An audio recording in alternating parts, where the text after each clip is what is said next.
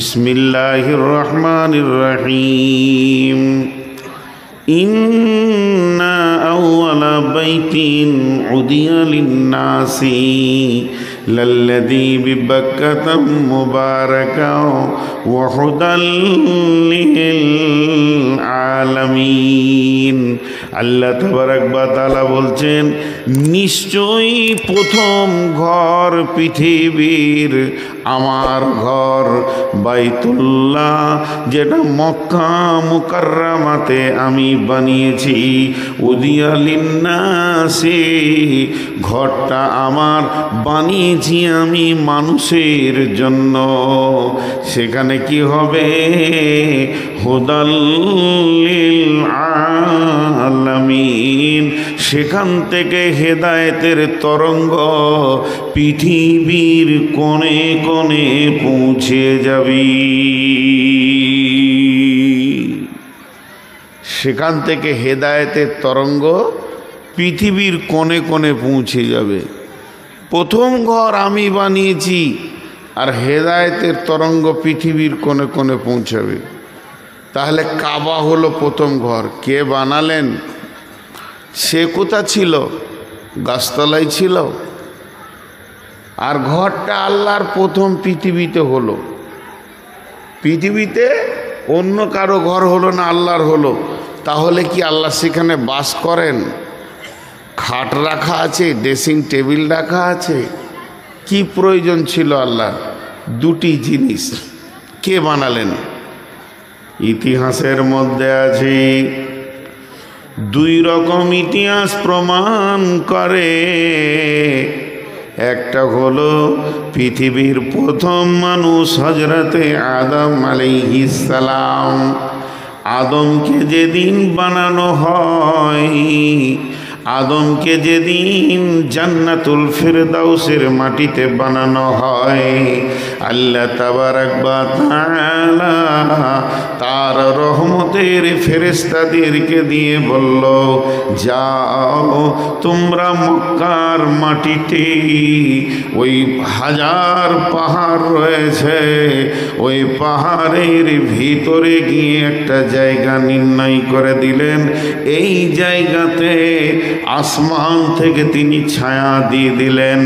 এই পরিমাণ জায়গাতে তোমরা আমার কাবা বানাও, কিবলা বানাও, বাইতুল্লাহকে বানাও। ফেরেশতারা কেমন বানালেন? দুটি চারটি পাথর এবং কিছু বালুকে এক জায়গায় জমা করে দিয়ে ওই জায়গাটা দুটা কাঠ খোঁটা দিয়ে ছেড়ে দিলেন। এটাই হয়ে গেল কাবা। কাবা মানে পায়ের উঁচু হাড্ডি। ওটা পাহাড়ের চারিদিকে একটা জায়গায় উঁচু হয়েছিল, তাই কাবা। আবার কেবলা বলা হয়। কেবলা মানে রুকুন, আল্লাহকে ডাকার একটা নিশানা। এই ঘরটা আল্লাহ বানালেন। বানানোর পর বলছেন, উদিয়া লিন-নাসি, এই ঘরটা আমি বানিয়েছি, ঘরটা আমি বানিয়েছি। আমার ঘরের মালিক আমি কি? আমি আল্লাহ। তবে ঘরটা আমি বানালাম মানুষের জন্য।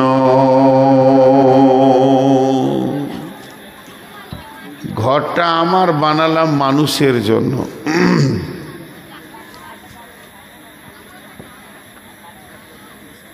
মোটামুটি 6-7টা নিয়ে আসবে, আগামীতে আর খানিক নিয়ে আসবে। আমি 2-4টা মোবাইল দেবো। তোমরা জানো যে আমি এগুলো বরদাস্ত করি না। ঘরটা আমার বানিয়েছে কার জন্য? মানুষের জন্য। খুব ধ্যান করেন কথাটা। এখন ওই কাবা শরীফ থেকে চলে আসি এই মসজিদে। ঘরটা কার? আল্লাহর। কিন্তু বানানো হচ্ছে কার জন্য? মানুষের জন্য, মানুষের জন্য, মানুষের জন্য। তাহলে মানুষ কি ওখানে শোবে? একটা উদাহরণ দিই। উদাহরণ হচ্ছে এই একরোল গ্রামটা, আপনাদের পঞ্চায়েতের নাম কি? নবগ্রাম। থানাও তো নবগ্রাম। দেখেন, পঞ্চায়েত নবগ্রাম, থানাও নবগ্রাম। তো এইখানটা কি নবগ্রাম? এই মাটিটা এটাও নবগ্রাম, মুর্শিদাবাদ কি না? আচ্ছা, ওই গেটের কাছে মাটিটা কি জঙ্গিপুর না নবগ্রাম? নবগ্রাম। খালি একটা ধ্যান দিয়ে শোনেন উদাহরণটা, মহিলারা বসে আছে ওইটা কি নবগ্রাম না অন্য কিছু? সবই তো নবগ্রাম। তা সবই যদি নবগ্রাম হয়, এখন আপনার সমস্যা হয়েছে, ঘরে ঝগড়া হয়েছে, কোনো মারামারি ফাটাফাটি হয়েছে, কোনো একটা কাজের প্রয়োজন, থানা, তা নবগ্রামে থানাতে যেতে হবে, তো এটা তো নবগ্রাম। এবার ডাকেন পুলিশকে, ওই রাস্তাটাও তো নবগ্রাম, ডাকেন ডাকেন যে স্যার আমার একটু অসুবিধা হচ্ছে। কাকে বলবেন, কোথা বলবেন? আমার একটু অসুবিধা হচ্ছে স্যার, আপনাকে একটু স্কট করতে হবে, একবার আসতে হবে। আপনি বলবেন তো কাকে বলবেন, কোথা বলবেন? এটা তো গোটাতেই নবগ্রাম, কিন্তু একটা অফিস হতে হবে, অফিস। থানাতেই গিয়ে যে সব জায়গায় বলবেন তা চলবে না, একটা কাউন্টার আছে, একটা অফিস আছে, সেই অফিসে গিয়ে আপনি বলবেন, তারা অ্যাকশন নেবে। তেমনি আপনার কোনো জিনিসের প্রয়োজন আছে, পঞ্চায়েতে একটা অফিস আছে, অফিসে গিয়ে বলতে হবে। তো পৃথিবীটা কার? আল্লাহর। সমস্ত পৃথিবীর মালিক আল্লাহ। আল্লাহকে কিন্তু সব জায়গা থেকে ডাকলে পাওয়া যায়, তবে মানুষ বিভ্রান্ত হয়ে যেত, কোন দিকে ডাকবো, কেমন করে ডাকবো আমার রবকে। তাই সারা পৃথিবীকে তা আল্লাহ তার একমুখী করার জন্যে যে সমস্ত মানুষ তার আল্লাহর একটা ঘর, যদি দরজা না থাকে তো বান্দা কাঁদবে কোথায়, বান্দা অভিযোগ করবে কোথায়? তার জন্য আল্লাহ বলছেন, আমি তোর জন্যে ঘরটা বানালাম রে নবগ্রামের মুসলমান, একরলের মুসলমান, শুনেলে 70 বছর, 50 বছর, 20 বছর, 40 বছর বয়স, তুই অনেক গুনাহ করেছিস, অনেক অভিযোগ আছে, তোর অভাব আছে, আয় মক্কা মুকাররমাতে তুই চলে আয়, এখানে আমার ঘর আছে, আর আমার ঘরের দরজা ধরে তুই কাঁদ, আমি বানিয়েছি তোদের জন্য উজিয়ালিন নাস, আমার ঘরের সামনে উবুর হয়ে পড়ে যা, সাজদা করে করে তুই তোর অভিযোগকে বল, আমার ঘরকে তাফ কর, চক্কর মার, মার তুই আল্লাহর কাছে তওবা কর, ইস্তিগফার কর, আমি রব তোকে মাফ করনে ওয়ালা। অতএব আমার আল্লাহ বলছেন, ইন্না আউয়ালা বাইতিন উদিয়া লিন-নাসি লাল্লাযী বিবাক্কাতা মুবারাকা, আমি আমার ঘরকে তোদের জন্য মক্কা মুকাররমায় বানালাম, কেনে হুদাল লিন-নাস, সারা পৃথিবীর মানুষ এখান থেকে হেদায়েত পাবে, এখান থেকে তারা জ্ঞানের আলো পাবে এবং তৌহিদের দরজা পাবে তারা এখানটা। এর জন্য আমি রব মক্কা মুকাররমায় এটা বানালাম।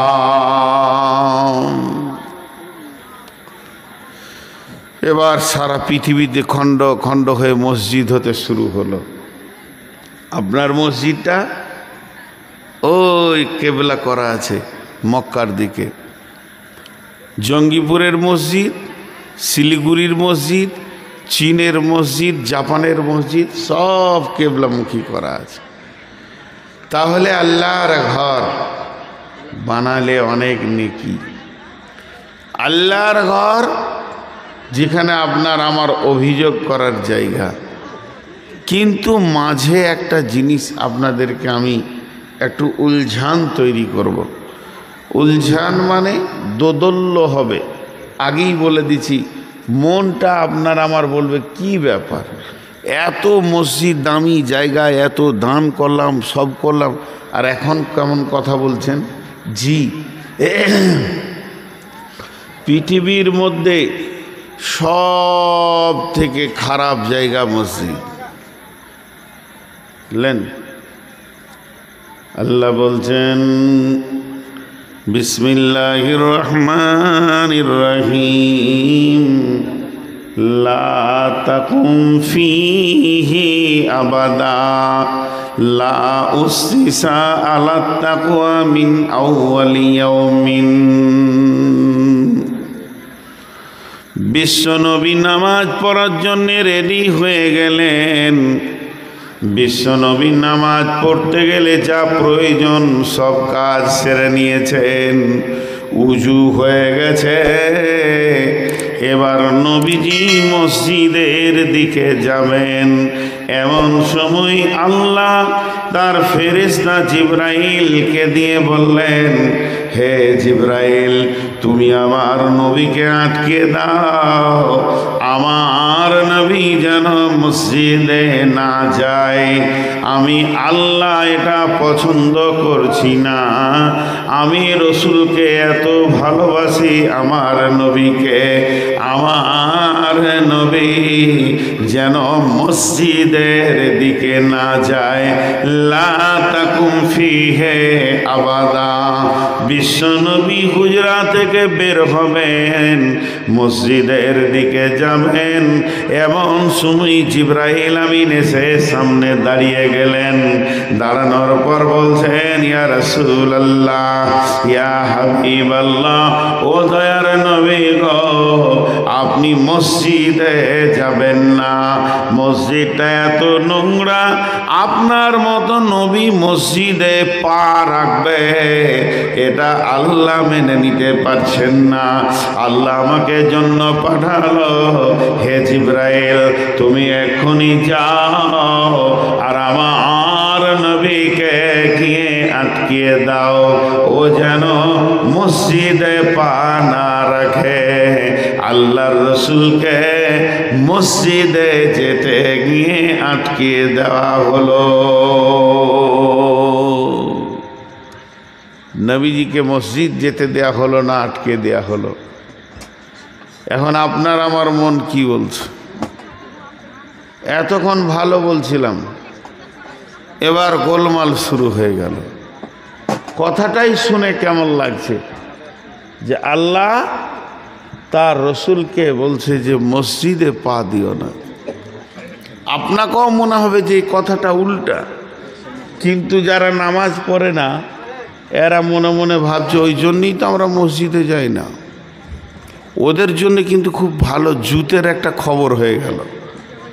আর এটা কোথায় আছে? বেনামাজিরা শুনেলেন, কোরআনে সূরা তওবায় 108 নম্বর আয়াতে আছে যে রসুলকে মসজিদে ঢুকতে দেওয়া হয়নি, জিবরাইলকে দিয়ে আটকে দেওয়া হয়েছে। খোশ হয়ে গেল, এরা তো দলিলও পেয়ে গেল, খোশও হয়ে গেল। জি, আপনি এত রাতে মুরব্বী তাও বসে আছেন, বলো না?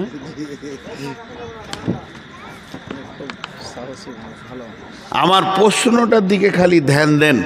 স্বয়ং রসুলের মতো লোককে মসজিদে ঢুকতে দেওয়া হয়নি, তাহলে যারা মসজিদে যায় না ওরাই ভালো। একজনের গরু ও খোঁটা থেকে কীরকম দড়ি খুলে মসজিদে ঢুকে গেছে, আর ওই রকম মোটা আর বড় বড় শিং হয়ে আছে। ইমাম সাহেব এনার সভাপতি ভাইয়ের মতো জানের ভয়ে ঢুকে গেছে ঘরে। ওখান থেকে চিল্লাইছে, গরু কার রে, এই গরু কার। জানলাতে চিল্লাইছে খালি, গরু নিয়ে যা রে, এই গরু কার। তো গরুওয়ালা তখন কেবল রুটি খেতে বসেছে, ও তো জানছে যে আমার গরুটাই বদমাস। তাড়াতাড়ি করে উঠে ইমাম সাহেবকে কি বলছে দেখেন, যে আপনি মৌলবি সাহেব মানুষ, এত গলার ফাঁড় কেন, এত চিল্লাইছেন কেন? ও তো গরু, আর হুঁশ নাই বলি মসজিদ ঢুকেছে, আমি কোনো দিন ঢুকি? বলছো গরু ওর হুঁশ নাই বলি মসজিদে ঢুকেছে, আমি কোনো দিন ঢুকি? ইমাম সাহেব বলছে, তোর থেকে গরু ভালো হবে, ও তাও আল্লাহর ঘরে এসেছে, তোকে হুঁশ হচ্ছে না যে আল্লাহর ঘরে ঢুকি।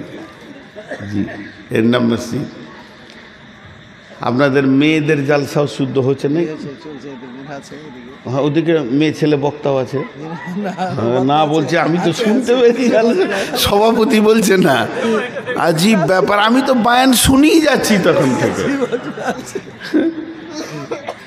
তো মা বোনদেরকে একটা খবর দিয়ে দিই, নামাজ ছেড়ে দেবে আজকে। শুনেলেন, একদম সহি কথা, এর মধ্যে কোনো ভেজাল নাই। নবীজির একটি বিবি ছিলেন, যে বিবিটা কোনো সতীন দেখেননি, তার নাম খাদিজা। খাদিজা যতদিন বেঁচে ছিলেন, আল্লাহ আর নবী দ্বিতীয় কোনো বিয়ে করেননি। খাদিজা কত দামি মহিলা, আল্লাহর রসুল মরার আগে পর্যন্ত খাদিজাকে মনে রেখেছিলেন। খাদিজা কত দামি মহিলা, গারে হিরায় প্রতিদিনের খাবার যিনি দিয়ে আসতেন তিনি খাদিজা।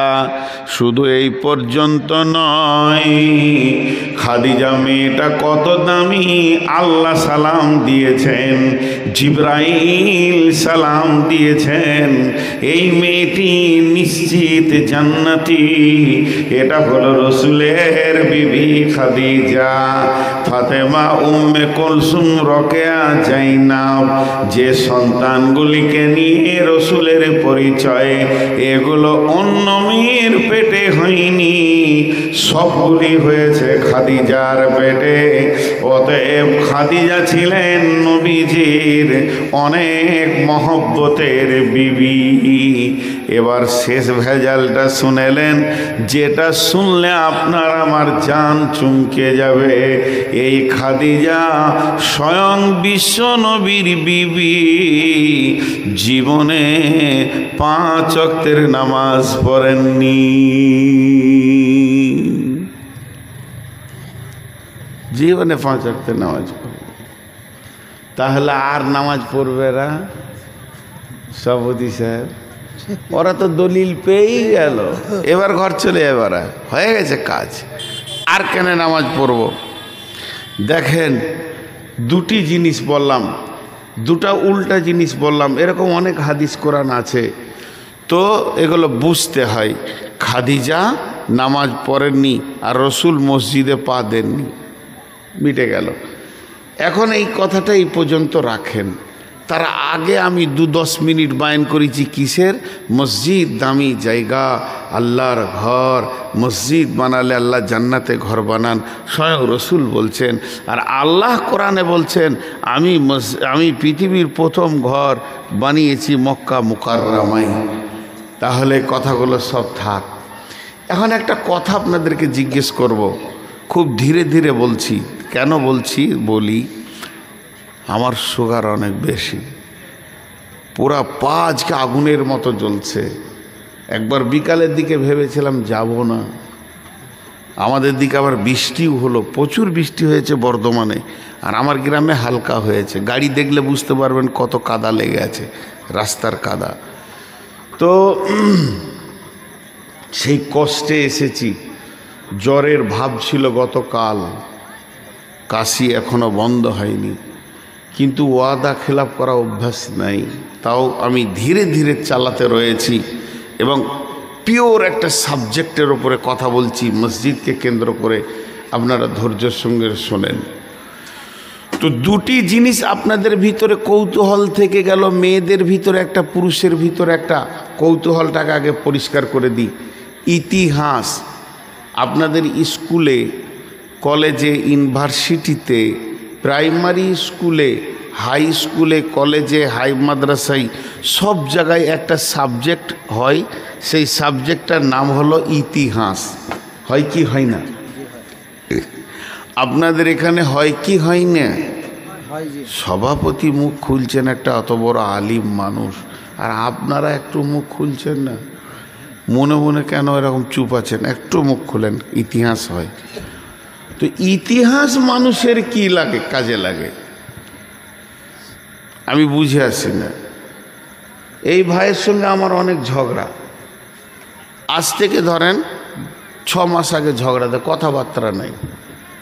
দুজনই আলিম, হতেই পারে, শয়তান কি লাগবে না? আলেম মানি কি ফেরেশতা? এত ঝগড়া যে ওর কাছে আমি দাঁড়াই না, উনি আমার কাছে দাঁড়ান না। তো যাই হোক, একরোলের লোক বলছে 2 আলেমের মধ্যে এরকম থাকবে, এটা তো ভালো নয়। যে 10 লোক বসেছে 2 আলেমকে নিয়ে, তো উনি বলছেন আমাকে নূর মোহাম্মদ সাহেব অপমান করেছেন। আমি বলছি আমি করেছি একা, আপনি কি ভালো মানুষ? এই যখনই পূর্বের কথা তুলতে গেছি তখন ওখানকার 10 লোক বলছে দাঁড়ান দাঁড়ান মৌলভী সাহেব, দুজনেই দাঁড়ান দাঁড়ান দাঁড়ান দাঁড়ান, পেছনে যেটা ঘটে গেছে ওটা ছেড়ে দেন, ও কথা আর তুলিয়েন না। কথা তুলাতুলি হলে এত কথা বাড়বে যে নিষ্পত্তি আসবে না। বিধায় আপনি ওকে মাফ করেন, ও আপনাকে মাফ করে দেবে, মুসাফা করে নেন। আগে জীবনে যেন এটা আর না ঘটে, এইটা নিয়ে কথা হোক। তাহলে ইতিহাস কোনো কাজে লাগে না। এতগুলো লোক মুখ খুলে না, ইতিহাস কোনো কাজে লাগে না, অথচ ওই সাবজেক্টটা পড়ানো হয়, খুব গুরুত্ব দিয়ে পড়ানো হয়। শুধু কলেজে কোরআনে 10 পারা ইতিহাস ভরা আছে, শুধু ইমানদারদের বেঈমানেরও ভরা আছে। ফেরাউন, নমরুদ, হামান, উবাই ইবনে খালফ, আব্দুল্লাহ ইবনে উবাই, উবাই ইবনে সলুলের নামে আয়াত নাজিল হয়েছে। জঘন্য জঘন্য লোকের ইতিহাস কোরআনে আছে, যাদের নাম শুনলে মানে বমি আসবে, ঘৃণা আসবে, সেরকম ইতিহাস আছে। তাহলে ইতিহাস কোনো কাজে লাগে? হ্যাঁ না বলে না, লাগে না। আচ্ছা, ইতিহাস যদি কাজে না লাগে তাহলে 50,000 টাকা ধার দেন, 2 মাস পর চাইলে বলবো ওটা ভেজাল কথা, ভুলে যান পূর্বের কথা, ছাড়বে। ইতিহাস 4টা কাজে লাগে, মুখস্থ করেন। ইতিহাস 4টা কাজে লাগে। নাম্বার 1, ইতিহাস ভবিষ্যতের প্রেরণা বানাই। যখন আপনি সাহাবীদের ইতিহাস পড়বেন, ভালো মানুষের ইতিহাস পড়বেন, সোনালী মানুষ যারা পৃথিবীতে বিখ্যাত মানুষ, তাদের ইতিহাস যখন পড়বেন, তখন আমি ওই যুবক, ওই ছেলেটা এখন থেকেই লক্ষ্যবস্তু বেছে নেবে। ওই লোকটা যদি ভালো ছিল, আমিও ভালো হতে পারবো। এর জন্যে সে উদ্যম নিয়ে পড়াশোনা করবে, ইতিহাসকে তৈরি করবে নিজের জীবনের। এর জন্যে 1 নম্বরে ইতিহাস জীবনের ভবিষ্যতের প্রেরণা দেয়। 2 নম্বর ইতিহাস কি লাগে? ইতিহাস 2য় নম্বর যেটা লাভ করে, ভবিষ্যৎকে সাবধান করে দেয়। যখন ফেরাউন, নমরুদ, হামান, বড় বড় কুখ্যাত ডাকাত, কুখ্যাত যারা পৃথিবীর বুকে বেঁচেছিল, জন মানুষকে কষ্ট দিয়েছে, ওদের ইতিহাস যখন পড়বে তখন নিজেকে তার থেকে সাবধান করবে যে এই লোকগুলো কখন কার ফেরাউন মারা গেছে, মানুষ এখনো তাকে ঘৃণার চোখে দেখছে। অতএব আমি ফেরাউনের মত লিব না। তাহলে আমি যদি একরোলে বাস করি আর ওই ফেরাউনের মতো আচরণ করে যেদিন আমি মারা যাব, মানুষ আমাকে ঘৃণার সঙ্গে নাম নেবে। অতএব আমি ওই রাস্তাটা ছেড়ে দেব, মুসার রাস্তাটা ধরব। তাহলে ইতিহাস 1 নম্বরে কি করে? ভবিষ্যৎকে সাবধান করে। 2 নম্বরে কি করে? ভবিষ্যতের প্রেরণা জমায়। 2টা হলো। নাম্বার 3, ইতিহাস কি করে? পরিস্থিতিকে কন্ট্রোল করে। ইতিহাস কি করে? পরিস্থিতিকে কন্ট্রোল করে।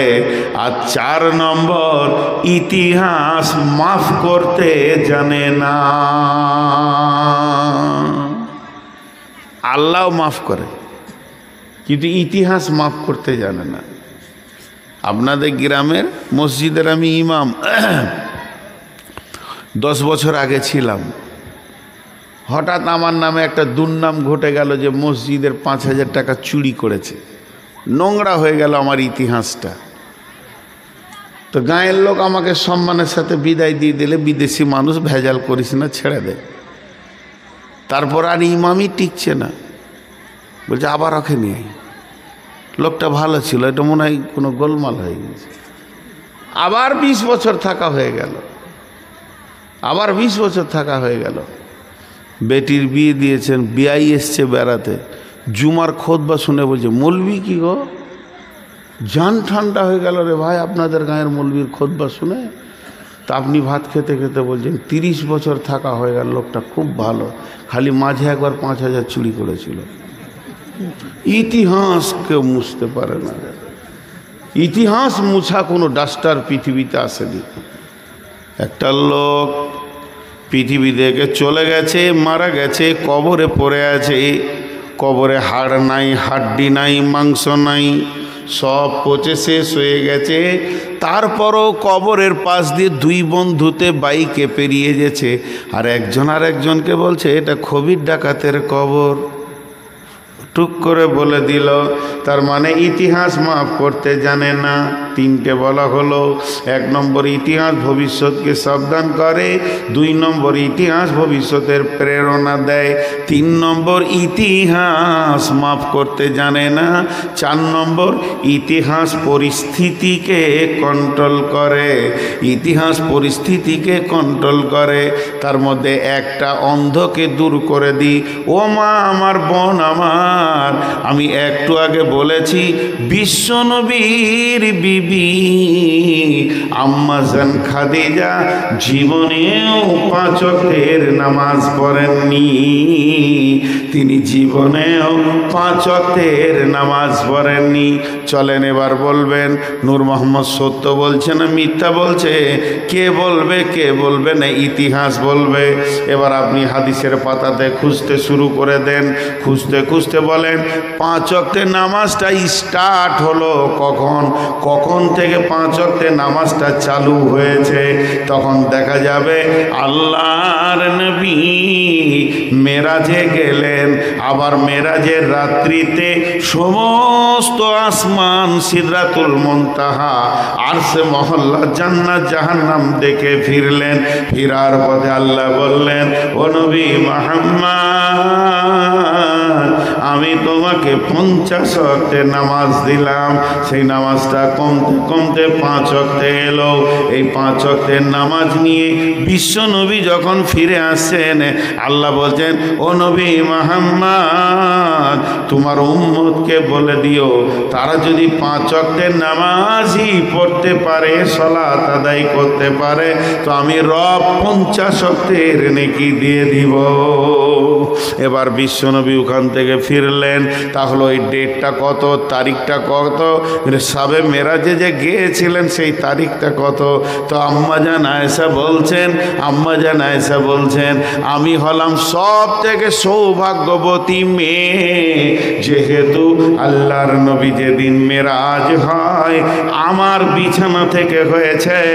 নবীজি আমার কাছে শুয়েছিলেন, আমার কম্বলে ছিলেন, নবীজি ছিলেন আমার বালিশে। ওই রাত্রিতে নবীজির মেরাজ হয়েছে। তার মানে বিশ্ব নবী মেরাজ হয়েছে আম্মা জান আয়েশার বিছানা থেকে, মক্কা মুকাররমা থেকে।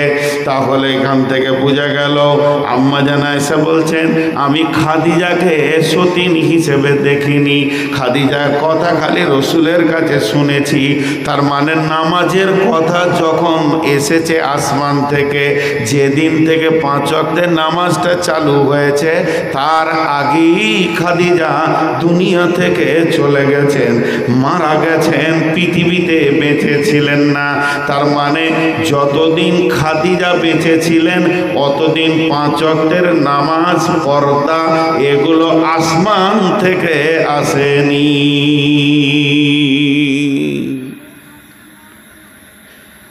এখন কথাটা এরকম হবে যে আম্মাজান খাদিজা নামাজ পড়েননি নয়, নামাজ পাননি, নামাজ পাননি। উনি নামাজ যে চালু হয়েছে, পর্দা চালু হয়েছে, এগুলো দেখতে পাননি। তাহলে এই আগে যে ভেজালটা শুরু হয়েছিল, প্রথম যখন বললাম যে রসুলের বিবি নামাজ পড়েনি, মনের ভিতরে যে ভেজালটা শুরু হয়েছিল, এই ভেজালটা কে দূর করলো? ইতিহাস। কে দূর করলো? ইতিহাস। ইতিহাস পরিস্থিতিকে কন্ট্রোল করে। এখন রসুলকে যে মসজিদে ঢুকতে দেওয়া হচ্ছে না, এর পেছনেও ইতিহাস আছে, এর পেছনেও ইতিহাস আছে। সেটা মসজিদ নয়, অন্য কোনো মসজিদ নয়, তার উপর আয়াত নাজিল হয়েছে। বিসমিল্লাহির রহমানির রহিম। والذين اتخذوا مسجدا جرارا وكفرا تفريقا بين المؤمنين وإرصادا لمن حارب الله ورسوله من قبل ولا يحلفن إن أردنا إلا الحسنى والله يشهد إنهم لكاذبون। মহিলা বক্তাগুলো ছুটি হয়ে গেল নাকি? হ্যাঁ, ভালো সভাপতি গো। মহিলা বক্তাগুলোকে আগে ছেড়ে দিলে, ওদের যা ছিল পেটে সব বলে দিয়ে ঘর চলে গেল।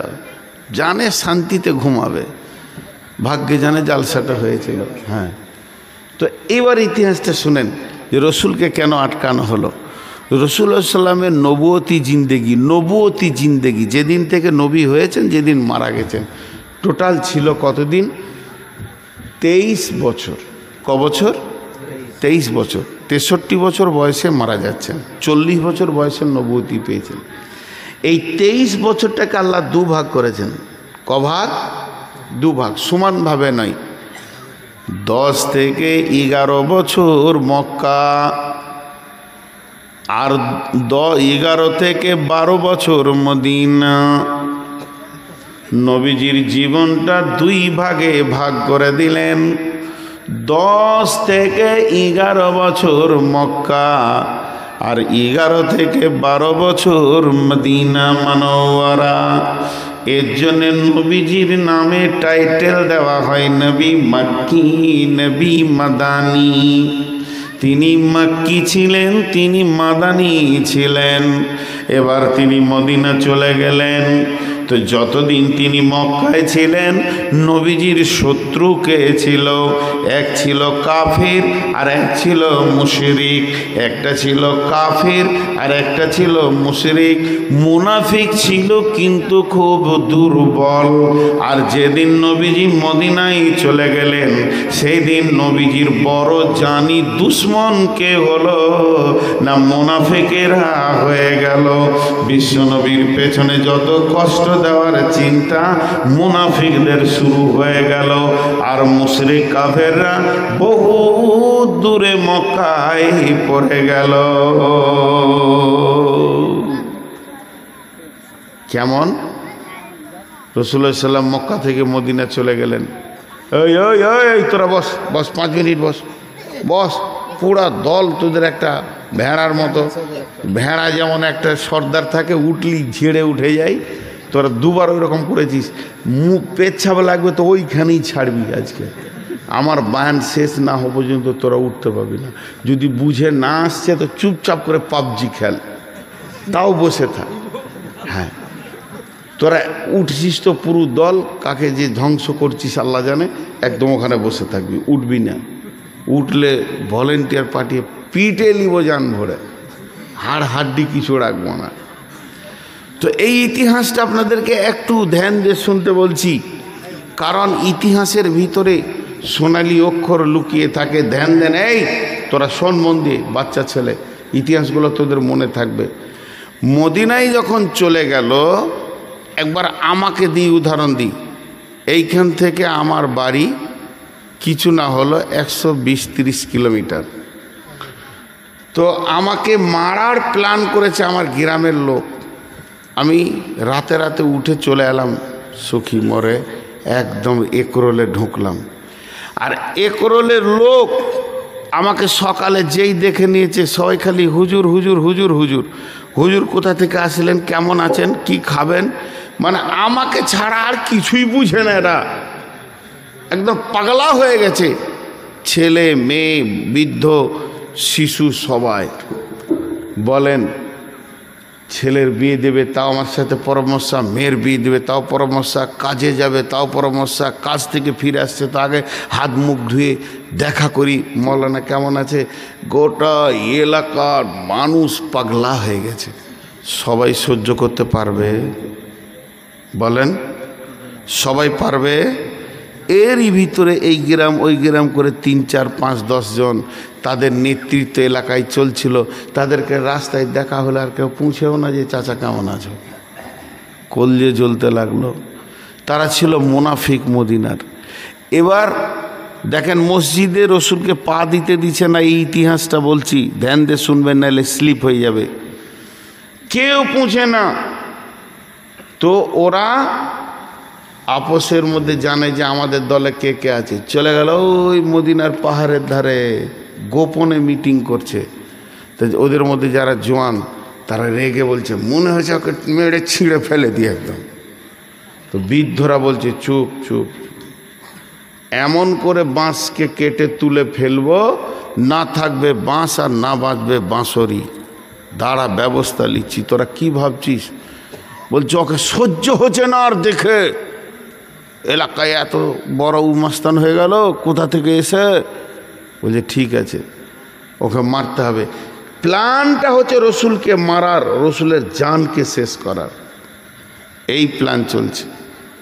প্ল্যান করতে করতে ওদের মধ্যে বয়স্ক মানুষ বলল বাবা শোনো, তাড়াহুড়ো করে কাজ করতে গেলে হবে না। এখন যদি ওর বিরুদ্ধে মুখ খুলবে, মানুষ ওকে নিয়ে পাগলা হয়ে আছে, তুমি চাটনিতে জুটবে না। তাহলে ওর ভিতরেই থাকতে হবে, ওর সাথেই থাকতে হবে এবং ওর গাছের জড়কে ভাঙতে হবে। এরা হলো মোনাফিক।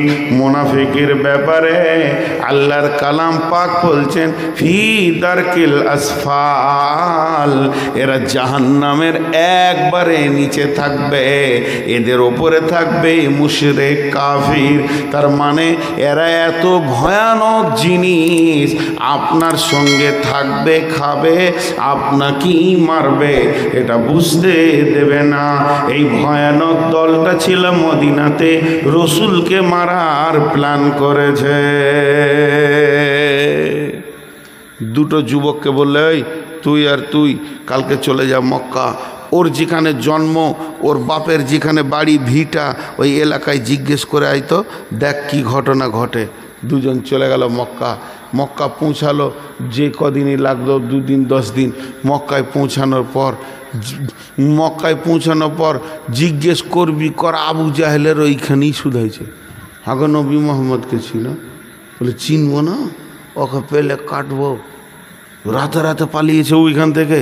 তখন ওর কলজাটা কি বড় হচ্ছে, ওরে সুবহানাল্লাহ, দুশ্মনের ঢেড়ি লেগে আছে। এত ভালো লোক আমার ওখানে, খুব বুজুর্গি বেনে গিয়েছে, কিন্তু ওর যে দুশ্মনের ঢেড়ি লেগে আছে। দাঁড়াও তোমরা, খবর দিচ্ছি কোথা আছে, পালালে কি হবে, কোথা আছে বলে দিচ্ছি। এবার ওই 2 জন আসলো, আবার মিটিং ডাকলো, তারা গোপনে গোপনে মিটিং ডাকলো। মিটিং ডাকার পর পাহাড়ের গুহাতে আবার লুকিয়ে তারা বসে গেল। বলে বাবা তোমাদেরকে মক্কা পাঠিয়েছিলাম, মক্কার খবর বলো।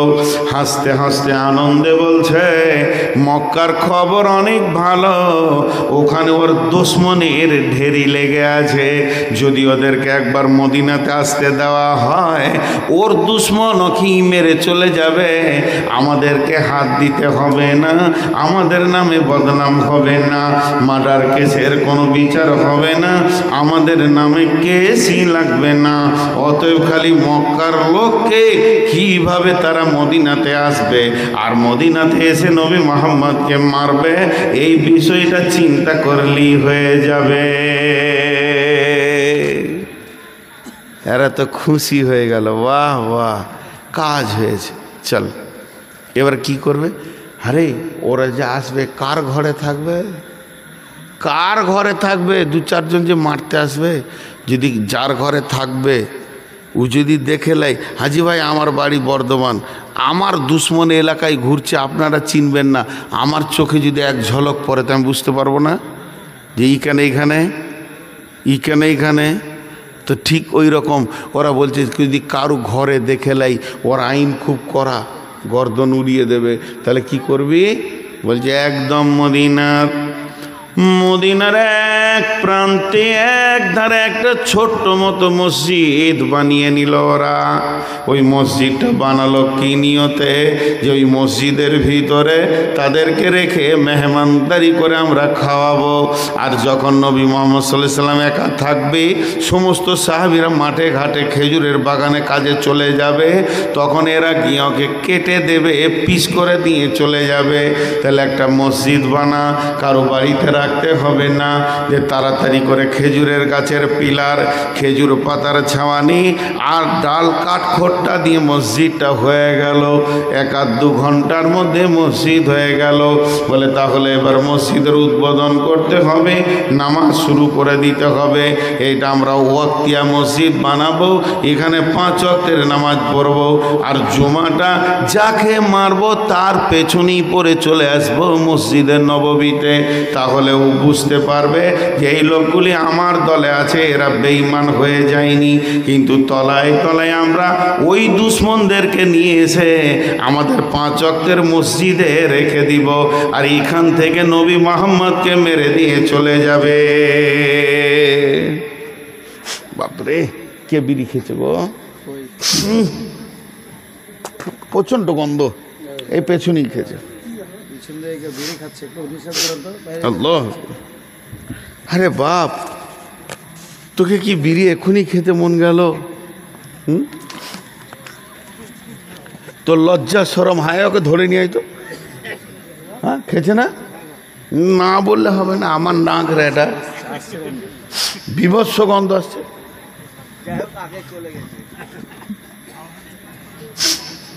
না, এখনো খেয়েছো,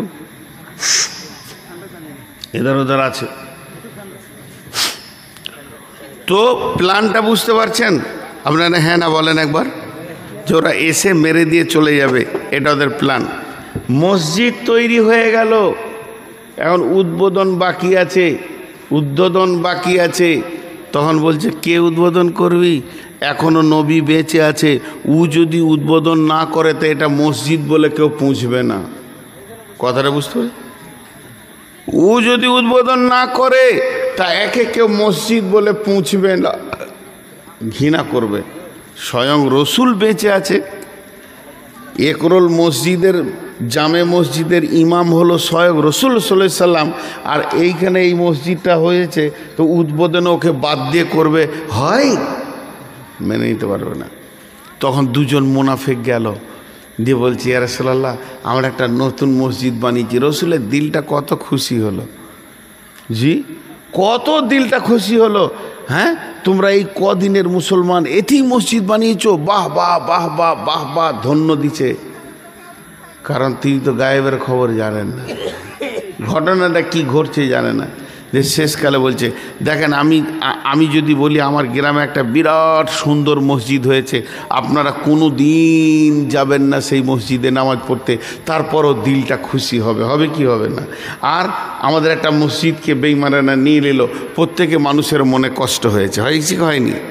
তো মসজিদ এমন একটা জিনিস হৃদয়কে ঠান্ডা করে। তো রসুলের দিলটা খুশি হয়ে গেল। তখন এবার বলছে ইয়া রাসূলুল্লাহ, মসজিদ তো বানানো হয়েছে, এখনো উদ্বোধন হয়নি, এখনো নামাজ চালু হয়নি, শুধু আপনার অপেক্ষায় আছি। আপনি গিয়ে এক ওয়াক্তে নামাজ পড়ে দিয়ে চলে আসবেন, সেই দিন থেকে নামাজটা স্টার্ট হয়ে যাবে। তো আমরা মসজিদে নামাজ পড়েই যাব, চালু করেই যাব। নবীজি বললেন যাও যাও যাও, এই কাজে আমি যাব না তো কে যাবে?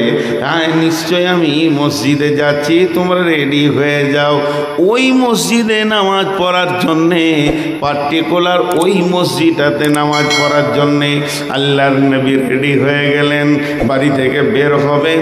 এমন সময় জিবরাইল আমিন এসে বলছেন লা তাকুম ফিহি আবাদা, ও দয়ার নবী গো, ওই মসজিদে আপনি পা দেবেন না। লা উসসিসা আলা তাকওয়া মিন আউয়ালি ইয়াউমিন, ওই মসজিদটা যখন যখন ভিত রাখা হয়েছিল প্রথম দিনের ভিতরে ওদের কোনো তাকওয়া পরেজগারি ছিল না। ওটা তো মসজিদ লয়, ওখানে চক্রান্তের জায়গা, আপনার জানকে মারার জায়গা বানানো হয়েছে ওটা। ওয়াল্লাযীনা ইত্তাখাযু মাসজিদান জিরারাও ওয়া কুফুরা তাফরীকাম বাইনাল মুমিনি ওয়া ইরসাদাল লিমান হারাবাল্লাহা ওয়া রাসূলুহু। ওরা জিদের বশীভূত হয়ে কুফরির তাড়নায় আপনার প্রতি বিরক্ত হয়ে মসজিদটা বানিয়েছেন। ও দয়ার নবী গো, ওরা চিরদিন ওটাই কাজ করে এসেছে। আবার মুসলমানের ভিতরে একদম ফাটল ধরাতে চেয়েছে, মুসলমানের ভিতরে ফাটল ধরাতে চেয়েছে যে কেমন করে মুসলমানের ভিতরে ফাটল ধরিয়ে দিব, 2 দল 3 দল করে দিব। আর ওরা হলো ছোট প্রথম থেকে আল্লাহ এবং রসুলের দুশ্মন। ইরসাদাল লিমান হারাবাল্লাহা ওয়া রাসূলুহু মিন কাবলু ওয়ালা ইয়াহলিফুন্না ইন আরাদনা ইল্লাল হুসনা। ওদেরকে যদি আপনি 50 বার জিজ্ঞেস করেন তোমরা কি করেছ, ওরা কসম করবে আর বলবে ইয়া রাসূলুল্লাহ, আল্লাহর কসম করে বলছি মসজিদ বানিয়েছি।